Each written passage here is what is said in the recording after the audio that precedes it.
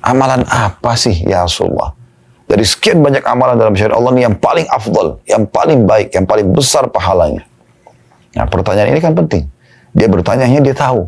Dan karena dia bertanya, akhirnya disebutkanlah jawabannya, orang lain bisa paham, termasuk kita pada hari ini. Bagaimana kita pada saat mempelajari hadis ini, kita jadi tahu. Karena pertanyaan sahabat ini. Berapa banyak dia panen pahala, karena orang-orang jadi tahu ilmu agama ini karena pertanyaan dia. Tapi ingat, pertanyaan ini ada syarat-syarat yang perlu difahami, yaitu Anda ikhlas ingin bertanya karena Allah, ingin betul-betul mengetahui ilmu agama ini, dan ingin memotivasi diri Anda agar Anda rajin mengerjakannya. Kemudian yang kedua, Anda bukan niatnya menguji si pemateri, ya, atau dalam bahasa agama kita yubahil ulama, dia ingin menyaingi para ulama, ingin menunjukkan dan menyombong diri bahwasanya dia pintar. Dia tidak butuh jawaban, jadi yang penting lempar pertanyaan supaya orang anggap dia pintar. Ini tidak boleh, ya. Dan yang ketiga, menghormati jawaban yang disampaikan oleh pemateri yang memberikan jawabannya. Terlebih lagi kalau itu jawaban benar yang disampaikan, ya. Kalau jawaban salah berbeda. Dia tidak mendatangkan dalil, tidak mengatakan kalau Allah, kalau Rasul, tidak mendatangkan dalil, cuma hawa nafsunya saja. Mungkin Anda bisa menolaknya. Tapi kalau sudah mengatakan, sebagaimana Allah firman dalam surah ini, Rasulullah SAW bersabda dalam hadis ini, misal contoh, maka itu akan membuat Anda harusnya bisa menerima apa yang telah disampaikan. Pelajaran ketiga dari hadis, amalan afdal yang pertama, iman kepada Allah dan Rasulnya. Ini amal yang paling afdal. Percuma teman-teman sekalian kalau kita beramal, kita kerjakan apa saja mungkin yang dianggap amal saleh dalam Islam, ya, yang dianggap amal saleh dalam Islam, ya, tapi tidak ikuti dengan keimanan. Tidak diikuti dengan keimanan, dia tidak yakin Allah yang perintahkan, Allah akan berikan balasan. Tidak ada manfaatnya buat dia. Atau dia tidak mengikuti ajaran Rasulullah SAW. Dia mau berbuat semaunya sendiri. Tidak ada gunanya. Iman kepada Allah dan Rasulnya maksudnya adalah meyakini Allah dan Rasulnya benar ada dan benar menyampaikan ajaran serta mengikuti sesuai dengan apa yang diajarkan dan diperintahkan oleh Allah dan Rasulnya. Bukan buat-buat sendiri. Berapa banyak umat Islam yang mau beribadah tapi dia buat-buat sendiri. Allah tidak akan terima. Karena tidak ada yang tidak mengikuti panduan dari Allah, tidak mengikuti juga panduan dari Rasulullah SAW. Ya, jadi harus yakin Allah Azza wa Jalla dan Rasulullah SAW itu ada benar. Kemudian dia mengikuti perintah-perintah dan meninggalkan larangan dengan penuh keyakinan. Ya, setelah dia kerjakan dia akan dapat apa yang dijanjikan dari balasan amal-amal soleh yang dia kerjakan itu. Ini yang paling afdal. Jadi amal tidak akan berguna tanpa iman. Nah, seperti itu. Kemudian pelajaran yang keempat dari hadis adalah amal afdal yang kedua, yaitu jihad di jalan Allah Subhanahu wa taala. Ini akan panjang lebar teman-teman sekalian, satu kitab khusus. Setelah kitab haji ini ada kitab jihad dengan segala macam keutamaannya. Keutamaan jihad, keutamaan mati syahid, ya, syarat-syarat jihad dan segala macam, ada satu kitab khusus. Kita akan pelajari nanti insya Allah. Tapi ini adalah amal yang paling afdal setelah iman kepada Allah dan Rasulnya. Itu pelajaran yang keempat dari hadis, ya. Yang pertama kedudukan Abu Hurairah, yang kedua pentingnya bertanya tentang masalah agama, yang ketiga adalah amal yang paling afdal iman kepada Allah, yang keempat jihad kepada Allah SWT, yang kelima sekarang kita ambil pelajarannya, yaitu yang jadi saksi bahasan kita dan dari memang sedang kita bahas kitabnya, yaitu masalah haji. Setelah ditanya lagi yang ketiga, lalu apa lagi setelah jihad, setelah beriman dan jihad? Ya, maka beliau SAW mengatakan haji yang mabrur. Nah, berarti haji datang amal yang afdal dalam Islam setelah jihad dan iman kepada Allah Subhanahu wa taala. Ini luar biasa berarti menandakan. Oleh karena itu haji ini ya, harusnya menjadi target. Haji yang wajib dan yang sunnahnya adalah umrah. Yang mampu mengerjakan haji alhamdulillah dikerjakan, yang tidak mampu maka minimal dia umrah dulu. Nah, ini poin penting. Jangan luput dari kita teman-teman sekalian. Dan ibadah ini juga boleh diulang-ulangi. Boleh diulang-ulangi. Sudah haji dulu, pernah boleh haji lagi. Sudah pernah umrah, umrah lagi. Ya, sebagaimana yang kita sebutkan keutamaan-keutamaan cukup banyak. Di antaranya sabda Nabi SAW, tabi'u bainal haji wal umrah. Ya, selalu rutinkan antara haji ke umrah, umrah ke haji, umrah ke umrah, haji ke haji. Selama kita mampu, ya, maka kita lakukan. Dan ikuti syarat dan rukunnya, penuh keikhlasan, dan jangan nodai sedikit pun dengan dosa, maka Anda akan menjadi haji yang mabrur. Haji yang selamat dari dosa-dosa. Jadi haji mabrur itu satu sisi penuh dengan ketaatan kepada Allah, sisi yang lain juga jauh dari kemaksiatan. Nah itu akan menjadi haji yang mabrur. Ya. Di 1B-nya, tadi itu 1A, 1B dengan hadis sanadnya hasan, dari hadis Jabir radhiyallahu anhu secara marfu atau sampai kepada Nabi SAW, inna birral haji it'amut ta'ami wa tibul kalam. Ya, atau wa tayyibul kalam. Saya ulangi, inna birral haji it'amut ta'am wa tayyibul kalam. Kata Nabi SAW, sungguhnya haji yang mabrur adalah memberikan makan dan bertutur kata yang baik.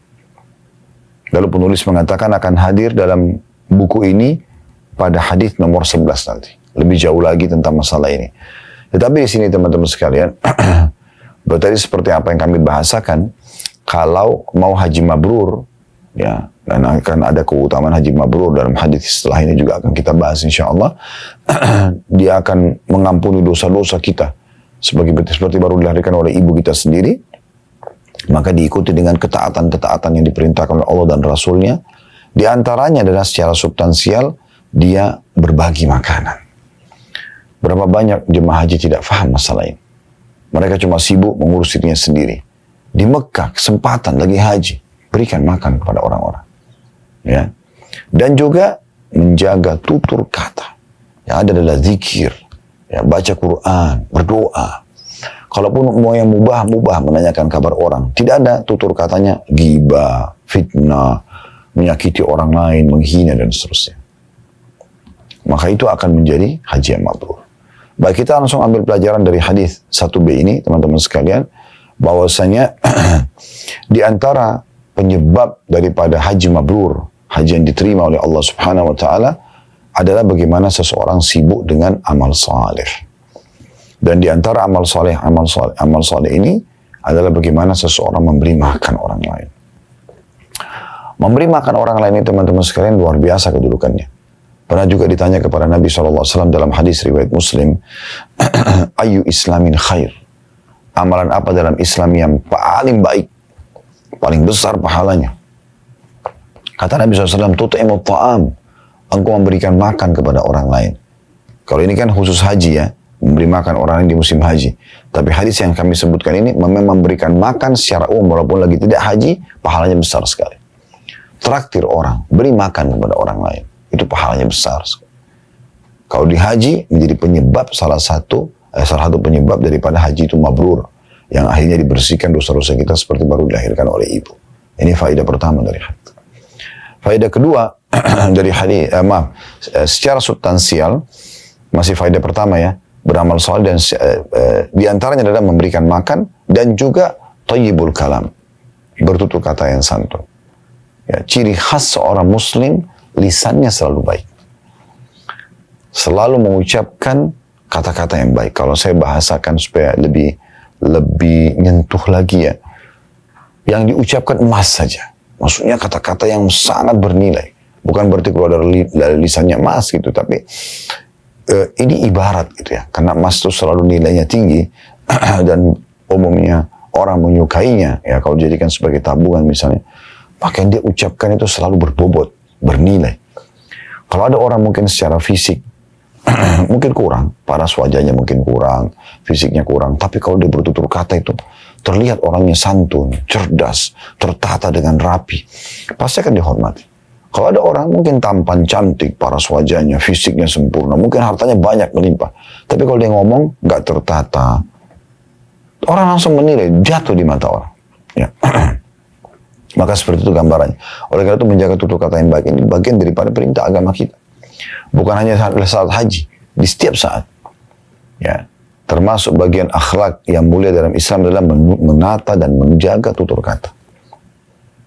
Nah itu faedah pertama tadi. Faedah yang kedua, harusnya diimbangi antara amal soleh ini dengan juga meninggalkan dosa.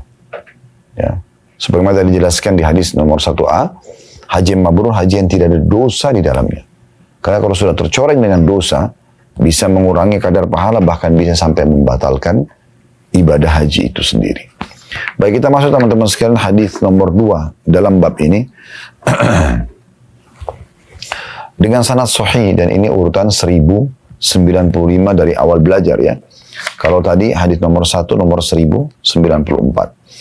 Saya akan bacakan hadis nomor 2 dalam bab nomor 1 kitab haji ini, keutamaan haji dan umrah dan keutamaan orang yang meninggal pada saat haji dan umrah ini. Urutan 1095 dari awal belajar dengan sanad sahih sekali lagi, dan masih dari sahabat yang sama. Dikatakan dan darinya, maksudnya Abu Hurairah radhiyallahu anhu.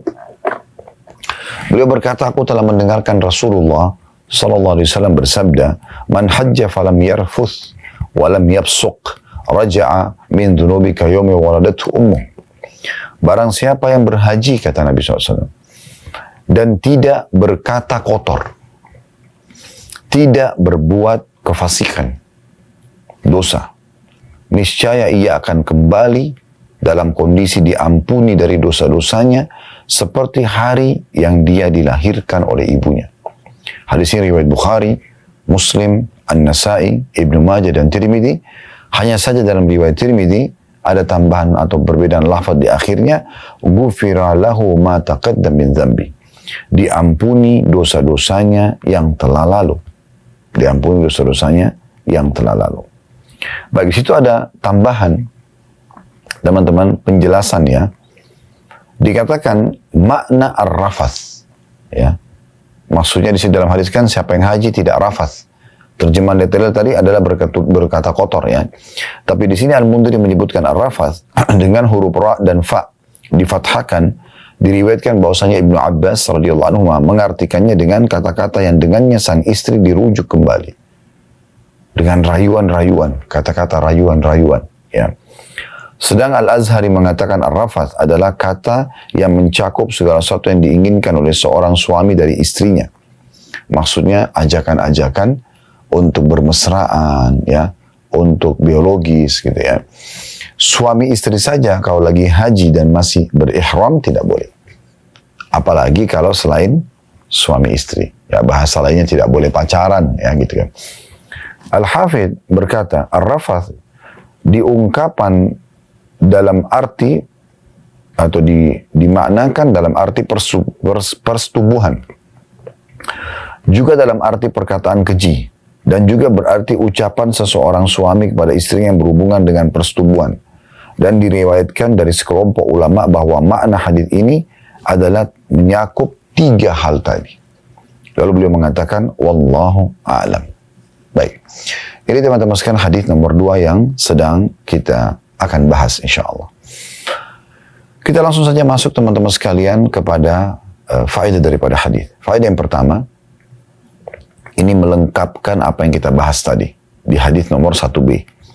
Saya sudah bilang tadi, kalau mau haji Anda mabrur, haji Anda diterima oleh Allah Subhanahu wa taala, dan haji mabrur ini diampuni dosanya seperti baru dilahirkan oleh ibunya. Dari sisi lain, kata Nabi SAW dalam hadis nanti akan ada disinggung beberapa hadis ke depannya, wal haji mabrur laisa lahu jazaa illal jannah. Haji mabrur tidak ada balasannya kecuali surga. Anda akan dapat tiket VIP menuju ke surga. Pulang dari haji langsung dapat tiket ke surga. Maka di antara syaratnya sibuk dengan amal soleh. Terus sudah dijelaskan amal-amal solehnya ya. Itu yang mengikuti semua perintah-perintah agama dalam amal soleh yang wajib, yang sunnah. Di antaranya ditambah tadi dengan memberi makan orang-orang di musim haji, kemudian menjaga tutur kata yang baik ya. Juga satu sisi tidak boleh berbuat dosa. Nah, di sini disebutkan jenis dosanya. Kalau dari 1b-nya amal solehnya. Di hadis nomor 2 itu dosanya. Disebutkanlah ya, siapa yang haji tidak rafath. Siapa yang haji tidak rafath. Tadi sudah dijelaskan makna rafath ya. Yang paling baik maknanya dari atau gabungan daripada definisi rafath ini yang disampaikan oleh Al-Hafidh ya Ibnu Hajar rahimahullah. Beliau mengatakan maknanya adalah persetubuhan. Semua yang mengarah kepada persetubuhan, cinta, sayang, rindu, ya kata-kata mesra. Suami istri saja kalau lagi dalam kondisi ihram, lagi dalam haji, ya tidak boleh. Biologis halal ya, suami istri bisa membatalkan hajinya. Kalau dalam rangkaian dia sedang pakai ihram. Setelah dia ihram tentunya, maka berbeda. Udah selesai ya larangan-larangannya, maka sudah boleh. Saya jelaskan supaya lebih paham masalah ini. Haji itu ada 6 hari. Tanggal 8 Zulhijjah dikenal dengan hari Tarwiyah, ini hukumnya sunnah. Tanggal 9 dikenal dengan hari Arafah, ini hukumnya wajib. Tanggal 10 dikenal dengan hari An-Nahar atau hari Raya Idul Adha. Kemudian tanggal 11, 12, dan 13 dikenal dengan hari Tasyrik. Dari tanggal 8 hukumnya sunnah dan tanggal 13 hukumnya sunnah. Hari Tarwiyah tanggal 8 hukumnya sunnah dan tanggal 13 hukumnya sunnah ya. Hukumnya sunnah. Jadi 2 sunnah ya, tanggal 8-nya sunnah, tanggal 13-nya sunnah. Tanggal 9 sampai tanggal 12 hukumnya wajib. Ini tanggal dari bulan Zulhijjah, bulan ke-12 dari bulan-bulan Hijriyah.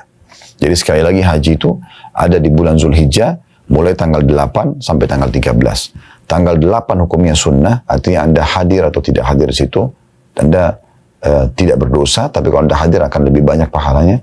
Dan tanggal 13 hukumnya sunnah. Tetapi yang wajib adalah tanggal 9, 10, 11, dan 12, 4 hari itu.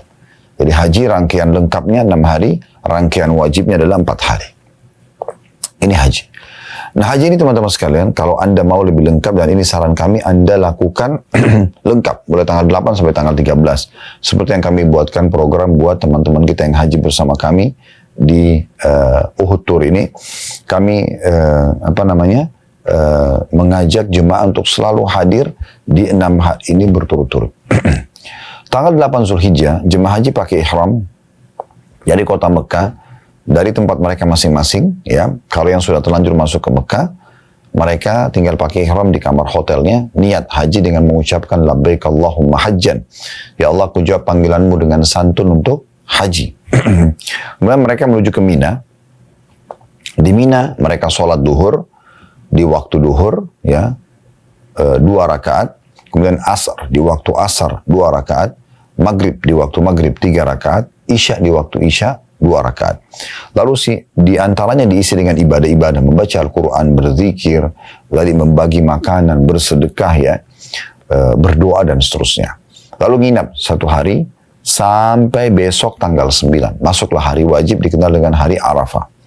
Kata Nabi SAW, Al-Hajju Arafah. Haji itu adalah Arafah. Dan wajib hukumnya semua jemaah haji hadir di Arafah. Mereka akan pergi menuju ke sana waktu dari duha sampai menjelang duhur. Mereka tinggal di Arafah, sholat duhur asar, dijamak, digabung, dikasar, dipangkas 2 rakaat. Duhur asar di waktu duhur. Sambil memperbanyak doa, memperbanyak zikir, dan ini hari paling mulia sepanjang tahun, hari Arafah. Ya. Di mana kata Nabi SAW, tidak ada hari yang lebih banyak Allah membebaskan hamba dari api neraka dibandingkan Arafah. Ya. Dan juga kalau hari Arafah, Allah Azza wa Jalla turun ke langit bumi, lalu ya mengatakan kepada para malaikat-malaikatnya, lihat hamba-hambaku itu datang dari seluruh pelosok muka bumi mengharapkan rahmatku, maka ketahuilah aku saksikan aku telah memaafkan kesalahan-kesalahan mereka. Jadi ini hari yang sangat mulia. Jemaah haji tinggal dari mulai menjelang duhur sehingga mereka sholat duhur asar dijamak, digabung, dan dikasar, dipangkas, duhur 2 rakaat, asar 2 rakaat, ditakdim, dimajukan di waktu duhur.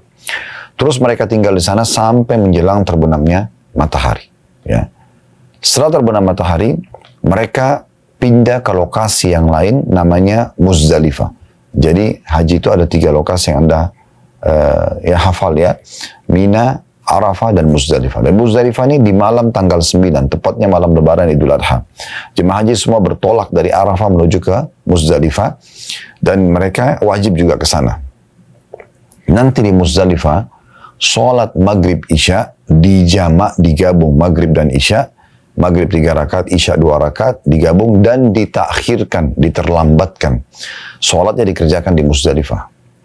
Ini yang paling idealnya, ya.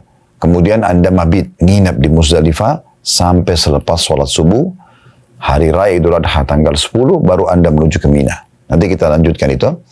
Nah, saya fokus dulu ke Muzdalifah.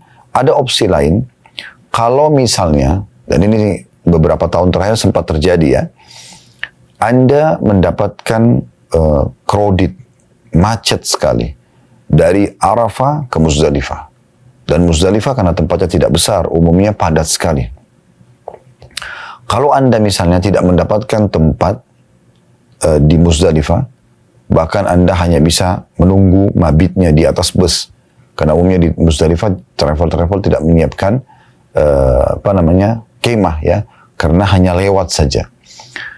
Habis subuh orang sudah pergi, dan fatwa ulama sudah dibolehkan, apalagi kalau orang itu orang tua, perempuan, anak-anak, dibolehkan lewat pertengahan malam di atas jam 12, jam 1 malam sudah boleh mereka bertolak meninggalkan Muzdalifah. Maka kalau Anda kredit, Anda tidak bisa mendapatkan tempat sholat maghrib isya nanti di Muzdalifah, seperti Anda terpaksa harus mabitnya di atas bis misalnya, maka sebagian ulama ada yang memfatwakan boleh mengerjakan sholat maghrib dan isya di Arafah. Ya, tapi tentu Anda ikhtiar dulu, Anda pertimbangkan dulu misalnya, oh ternyata masih bisa kok sholat maghrib isya di Muzdalifah, kita sholatnya di Muzdalifah lebih afdal. Tapi kalau tidak, maka boleh sholat maghrib isya di Arafah, tapi tidak langsung dikerjakan ya, kita harus mempelajari dulu memang bisa atau tidak bisanya sholat di Muzdalifah. Nah seperti itu opsi lainnya. Tanggal 10 Zulhijjah, jemaah haji teman-teman sekalian bertolak menuju ke Mina, dan mereka pada saat itu melempar jumrah. Nah, jumrah di hari itu, kalau biasa di Indonesia mengatakan lempar setan, ya. Melontar ini dikerjakan di hari itu 1 titik. Melontar ada 3 titik ya. Jumrah sughra, jumrah wusta, jumrah kubra, atau jumrah aqabah. Ya, nama lainnya aqabah.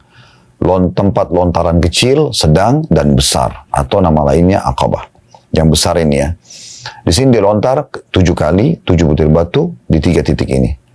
Tapi di hari ini nanti terjadi di hari 11, 12, 13, hari tasyrik. Tapi di hari raya Idul Adha tanggal 10 Zulhijjah Anda cuma melempar 1 titik, yaitu jumrah aqabah saja. 7 batu. Setelah Anda lempar jumrah aqabah, ya, Anda dianjurkan untuk berkurban. Terutama yang mengerjakan haji tamattu namanya. Tamattu ini adalah haji yang menggabungkan antara umroh sama haji. Ini yang paling afdal ya untuk dikerjakan, dan kami sarankan mengerjakan jenis haji ini. Jadi Anda umrah dulu, setelah Anda umrah, Anda tahallul ya, kemudian pakai baju biasa. Tahallul itu maksudnya cukur rambut ya. Lalu pakai baju biasa, kemudian Anda nunggu sampai tanggal 8 Zulhijjah, baru kemudian Anda berikhram untuk haji. Nah, itu tamattu namanya. Jadi umrah dulu, baru Anda bertamattu, menikmati waktu-waktu Anda santai di Mekah beribadah kepada Allah sampai datang tanggal 8 baru Anda berikhram untuk haji. Ada haji yang kedua namanya haji qiran. Qiran itu menggabungkan juga umrah sama haji, hanya bedanya setelah umrah tidak melepaskan ihram sampai selesai haji. Ini cukup berat ya. Karena kalau Anda masuk tanggal 1 Zulhijjah, Anda sudah umrah, Anda pakai ihram sampai tanggal 8, 1 minggu, dan larangan ihram semua berlaku. Maka ini harus hati-hati sekali. Ya. Kemudian teman-teman sekalian, ada jenis haji yang ketiga namanya ifrat. Ifrat ini haji saja tanpa umrah. Biasanya yang melakukan ini penduduk Mekah. Karena mereka tanggal 8 Zulhijjah tinggal pakai baju ihram langsung ke Mina saja. Nah seperti itu. Tapi kita umumnya pendatang dari luar Saudi ini, atau apalagi dari luar Mekah, biasanya kita pilihannya tamattu atau qiran. Dan lebih afdal adalah tamattu. Kita umrah dulu, lalu kita setelah cukur rambut, tahallul, pakai baju biasa, kemudian kita tinggal di Mekah sampai datang tanggal 8 Zulhijjah. Nah, haji tamattu dan haji qiran itu ada kurbannya. Jadi tanggal 10 Zulhijjah, kita kembali ke tadi ya, kalau Anda sudah melontar jumrah aqabah, maka Anda berkurban. Ini yang kedua. Yang ketiga adalah Anda tawaf ifadah, tawaf wajibnya haji. Ya, dan ini wajib. Kalau Anda sudah kerjakan tiga-tiganya, Anda boleh bertahallul, mencukur rambut, kemudian Anda boleh ya memakai baju biasa dan tinggal di Mina mulai tanggal 10 itu, sholat duhur 2 rakaat di waktu duhur, asar di waktu asar 2 rakaat, maghrib di waktu maghrib 3 rakaat, isya di waktu isya 2 rakaat. Nginap tinggal di kemah atau di Mina sambil berzikir kepada Allah sampai tanggal 13. Wajibnya sampai tanggal 12 ya. Tapi tanggal 13 sunnahnya, dan ini Allah mengatakan dalam Al-Quran, liman ittaqa, bagi orang yang lebih bertakwa. Nah ini teman-teman rangkaian ibadah haji yang dikerjakan. Nah 3 perbuatan tadi di tanggal 10 Zulhijjah, jumrah aqabah, berkurban, dan tawaf ifadah, ya kalau Anda kerjakan semua di hari yang sama itu sempurna, itu sangat baik. Ya. Tapi kalau Anda kerjakan salah satunya saja, misalnya Anda jumrah Aqabah dulu, Anda melontar saja. Sementara Anda belum berkurban, Anda belum tawaf ifadah. Maka sudah boleh Anda tahallul, cukur rambut, Anda pakai baju biasa. Semuanya boleh dikerjakan, ya, kecuali hubungan suami istri. Hubungan suami istri hanya boleh kalau Anda sudah mengerjakan tiga-tiga sekaligus. Ya. Dan boleh Anda mendahulukan satu dari tiga perbuatan ini. Tapi yang tidak boleh luput hari itu adalah jumrah Aqabah. Tapi boleh nggak saya dari Muzdalifah Ustaz di malam hari, malam lebaran, saya langsung tawaf dulu? Boleh. Ya. Tahallul. Habis tawaf ifadah, cukur rambut, pakai baju biasa, boleh. Semuanya halal kecuali hubungan suami istri. Boleh nggak saya berkurban dulu? Boleh. Ya. Tahallul habis itu, cukur rambut, pakai baju biasa, boleh. Tapi semuanya halal kecuali hubungan suami istri. Boleh nggak saya jumrah Aqabah dulu? Boleh. Ya. Habis itu tahallul, cukur rambut. Kemudian ya pakai baju biasa. Ya, dibolehkan. Tapi tidak boleh halal, belum halal suami istri. Semua boleh. Larangan ihram sudah tidak berlaku, kayak pakai parfum, mandi pakai sampo dan sabun, ya, mencabut dulu di badan, itu kan semua larangan ihram yang tidak boleh.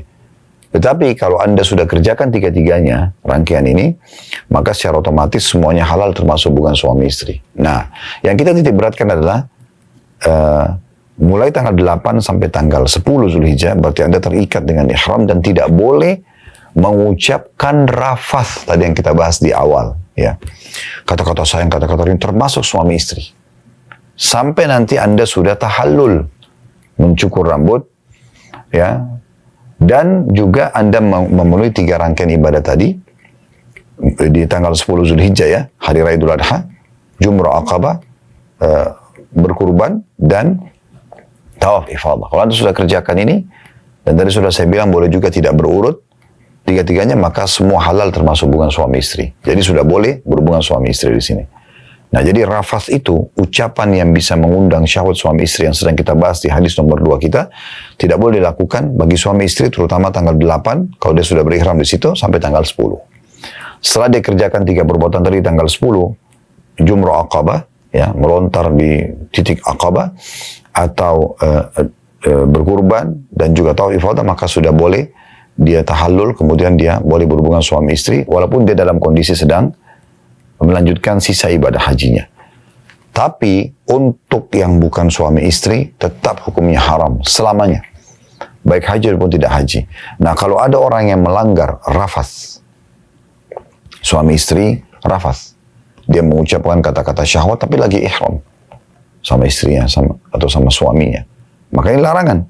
Karena kata Nabi SAW, siapa yang tidak rafath dalam hadis tadi kita bahas, ya, dan tidak fusuk, tidak berbuat dosa-dosa yang umumnya, maka dia akan pulang seperti baru dilahirkan oleh ibunya. Kan dia bisa mencoreng keutamaan mendapatkan pengampunan dosa seperti baru dilahirkan oleh ibunya. Karena itu suami istri boleh gandengan, boleh ngobrol, tapi menghindari semua yang berbau mengarah kepada persetubuhan. Nah, gitu, ya. Kecuali tadi saya bilang di tanggal 10 Zulhijjah Anda sudah mengerjakan jumrah Aqabah, tawaf ifadah, berkurban dan tawaf ifadah, maka tidak ada masalah. Setelah itu boleh. Nah, kalau suami istri saja ada batasan begini, bagaimana dengan selain suami istri? Kita sayangkan sekali ada orang pergi haji malah pacaran di haji. Ini kan jadi dosa buat dia, ya. Bahkan bisa mengurangi kadar pahala, apalagi kalau sampai terjadi perzinahan. Suami istri saja, kalau mereka dalam kondisi ihram mereka berhubungan biologis, hajinya batal. Dan wajib diganti di tahun depan, serta dia harus berkorban seekor unta. Maka itu larangan tegas, ya. Apalagi kalau orang itu bukan suami istri sampai berzina misalnya, wa na'udzubillah, ya. Ini faedah pertama dari hadis, ya. Walaupun panjang lebar karena kita jelaskan tadi masalah haji supaya Bapak Ibu faham, maka yang penting adalah tidak boleh ada rafath. Ya, ini faedah pertama dari hadis. Kalau lagi haji, kalau mau dapat pengampunan dosa seperti baru dari kelon ibu, tidak boleh ada rafath. Jadi panjang lebar dari rafath itu kita jelaskan semua sekaligus rangkaian ibadah haji lengkap. Dan bagi Bapak Ibu yang berminat untuk lebih paham lagi tentang masalah haji ini, bisa mengikuti ada cuplikan kami di playlist YouTube kami tentang manasik haji dan umrah, ya. Selanjutnya faedah dari hadis adalah tidak boleh fusuk. Dan fusuk ini teman-teman semua perbuatan kriminal, semua perbuatan dosa secara umum. Ya.